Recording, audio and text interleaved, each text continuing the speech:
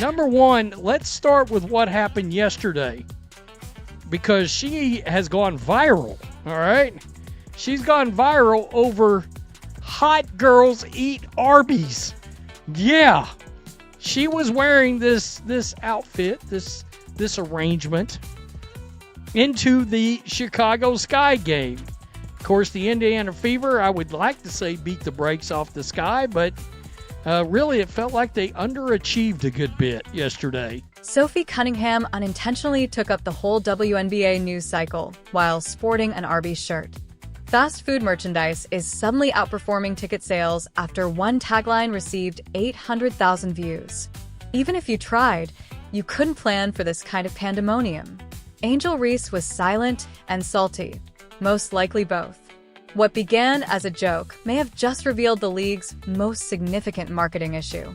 It's not curly fries either. This goes beyond just fashion. It's a complete and utter upheaval.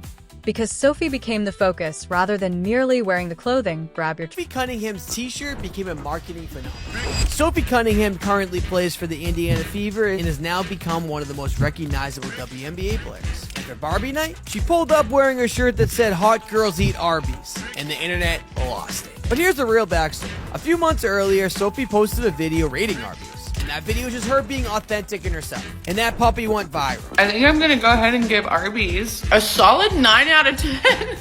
Then following this, the phrase "hot girls eat Arby's" started flying around. And it turns out that Arbys has been saying this since 2023. The WNBA changed somewhere along the line. It's more about side glances, brand fights, and viral turmoil than basketball. The game is optional. The talent was rarely acknowledged. The drama is always at the forefront.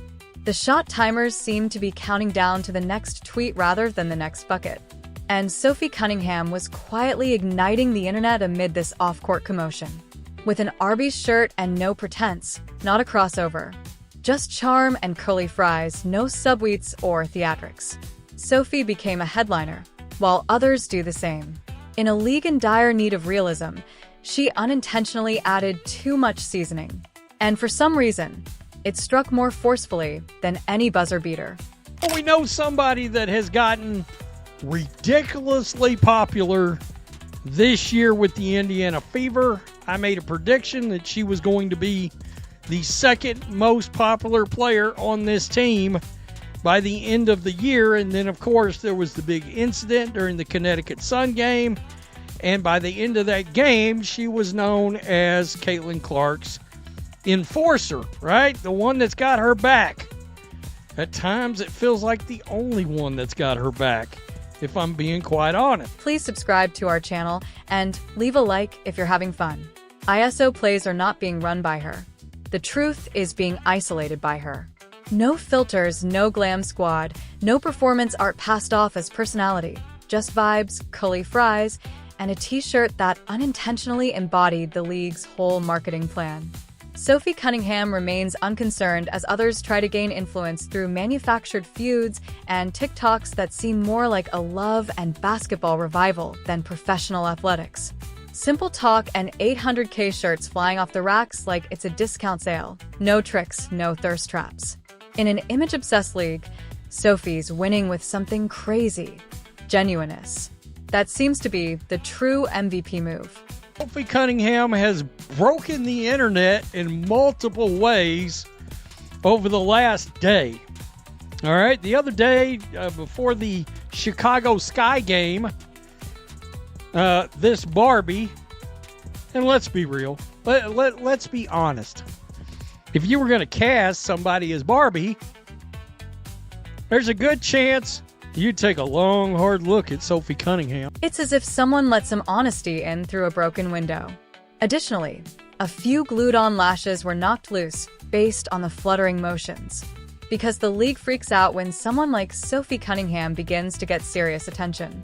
The selected mold does not apply to her. The Instagram echo chamber does not include her. After shooting 2 for 10, she isn't out here dancing in the middle of the night. Furthermore, she isn't clinging to staged friendships in order to remain in the discourse. It seems that she is exactly what people were waiting for, off-brand and off-script. Let's talk about Arbys. She is now on the Arbys payroll. Decided that it was a match made in roast beef heaven. Hot girls eat Arbys. No knock on Arbys, Sophie, but if you give Arbys 9 out of 10, I'll take you to Racks. I'll buy you some Racks, and I think you will find that hot girls probably eat Racks. Arbys has a new spokeswoman, and it just so happens to be Sophie Cunningham. Yeah, that's right. Sophie Cunningham, who took to her social media to discuss how much she enjoyed a trip that she made to Arbys. Because Sophie is just present in a league full of performances. That is why people are drawn to her. No filters, no wigs, and no personality-disguised production meetings. Just bluntness, basketball, and an oddly potent Arbys tea. Perhaps that is just what supporters are hankering after. Real hoopers behaving like hoopers. Crazy, huh? Caitlin Clark changed the story without asking for the same reason. Additionally, the reason why Aaliyah Boston cuts through the clutter like a human lie detector. These women are just being iconic. They aren't trying to get viral. And it seems that poses a concern since the league's smoke and mirror branding begin to short-circuit when viewers begin to fall for the uncensored and unscripted. Which brings up the awkward reality that nobody likes to discuss aloud. What are we accomplishing at all if the WNBA still can't figure out how to turn dominating black women into superstars? The talent is incredible. There is no denying its presence. However, rather of enhancing it, the machine continues to favor gimmicks over excellence, TikTok influence over perseverance, catchphrases over court vision, and hairstyles over handles. Additionally, the league is losing more money as a result of that disconnect than views. 700,000 followers overnight. I don't know if you guys knew, she had like 300 or something less than 48 hours ago.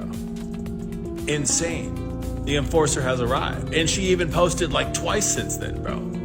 She's totally taken it to a whole new level. Like, Caitlin Clark has a new star. This is like a new star in the WNBA. People ain't gonna like it. People aren't gonna like it. Trace Leches, you know what I'm saying? Caitlin Clark, Sophie Cunningham, and Lexi Hull, which, by the way, kind of was obsessed with her before she even came along. It's beginning to resemble a beauty pageant with trainers more than a basketball league. There are no points or assists in the currency. Selfies, subweets, and who has the most eye-catching nails are all part of it.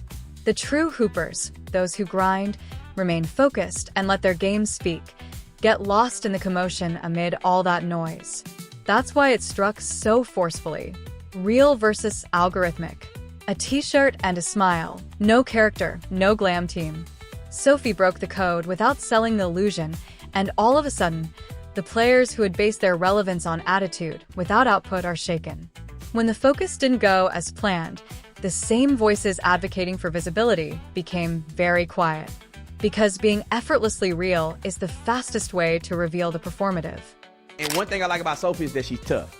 So when Caitlin Clark last week, or not last week, a couple days ago, when Caitlin Clark got destroyed, her girl Sophie came to her defense, and this was the most beast mode thing that I've seen a woman do in WNBA history. Now, Sophie, who's my one of my favorites now, she's become one of my favorite WNBA players. I'm gonna watch her too, like I watch Caitlin. Look at what she did, and people may not say that this was in response or whatever the case may be, but I feel like Sophie is like, you want to play?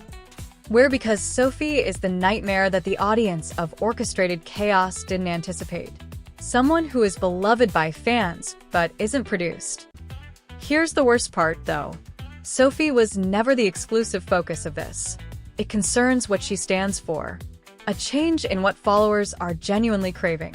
Not influencers and sneakers, not cheesy reality show plots, but athletes who are authentic, who show up, play hard, maintain their composure, and who don't have to fabricate controversy every week to make the news. A public relations campaign was not part of Sophie's ascent. It was honest, consistent, and just strange enough to be relatable. Why does authenticity pose such a threat? Perhaps the league should recognize those who are already living it instead of pursuing phony relatability. Those who can demonstrate their belonging without the need for a press-on nail sponsorship or a TikTok duet. They're not clamoring for attention. They're deserving of it. And that's precisely the reason it matters. To the arena yesterday, wearing that, there she is right there. Let's just bring this up. Over at Tater Report, there she is right there. Hot girls eat Arby's. I can only imagine, and I have no idea. I would assume this is some kind of sponsorship with Arby's, right? Right there. I don't know. The roast beef sandwich jokes just sort of write themselves at this point. And just like that, I want a cheddar melt. Fans may be drawn to players like Sophie, Caitlyn, and Aaliyah for that reason. They are genuine, not because they are ostentatious. They are pursuing victories, not influence specifically.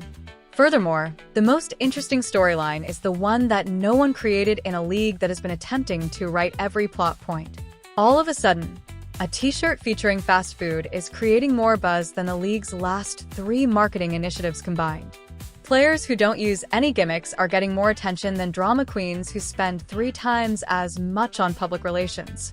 Fans are finally tired of the noise, which is why the story is changing, not because of some branding genius.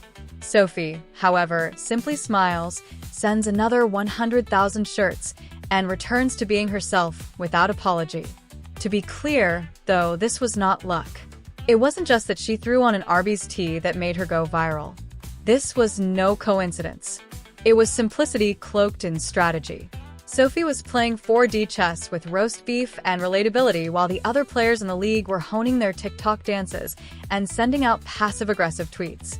Just a gradual burn that grew into a wildfire. No spin, no antics. And some people are rushing to keep up now that the playbook has changed.